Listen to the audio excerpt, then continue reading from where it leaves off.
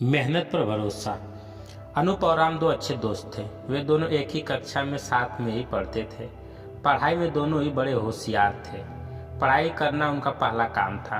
अन्य चीजों पर वे बाद में ध्यान देते थे। पढ़ाई में उन दोनों का मुकाबला रहता था। कभी अनूप प्रथम आता तो कभी राम। दोनों में यह बता पाना मुश्किल था कि पढ़ाई में कौन आगे है। दोनों को उनके क्लास टीचर भी बहुत चाहते थे। क्लास के सभी बच्चे उन दोनों का बहुत आदर करते थे, क्योंकि वे दोनों पढ़ाई में होशियार होने के साथ ही दयालु और नम्र स्वभाव के थे। कक्षा 8 की परीक्षा हुई। दोनों ने जमकर परीक्षा दी। परीक्षा का रिजल्ट भी घोषित हुआ। इस बार का परीक्षा में अनूप और राम तो क्या, क्लास के सभी बच्चे और खुद अध्यापक भी हैरान रह गए थे। हर परीक्षाओं में तो अनूप और राम लगभग साथ साथ ही रहते थे। मतलब कभी अनूप राम से 10-15 मार्क्स आगे रहता तो कभी राम अनूप से। मगर इस बार न जाने क्या हुआ कि राम ने अनूप से लगभग 50 मार्क्स से बाजी मार ली थी। परीक्षा के रिजल्ट के बाद दोनों स्कूल से घर लौट रहे थे। अनूप ने राम से कहा, क्यों राम, इस बार तो तुम मुझे बहुत पीछे छोड़ गए। मेरा ऐसा भाग्य कहाँ जो तुम्हारे मार्क्स पा सकूं।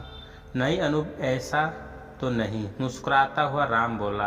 वो अपनी प्रशंसा सुनकर फूला नहीं समा रहा था।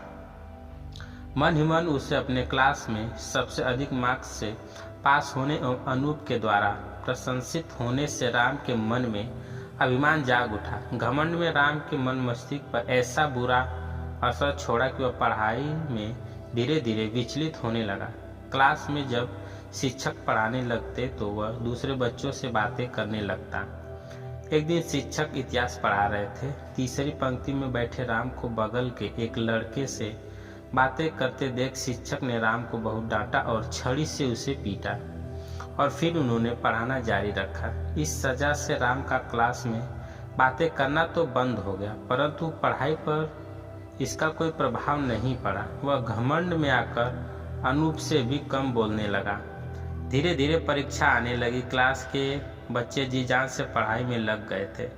राम बहुत ही आराम में था, क्योंकि उसे पता था कि क्लास में पहला नंबर उससे कोई नहीं छीन सकता।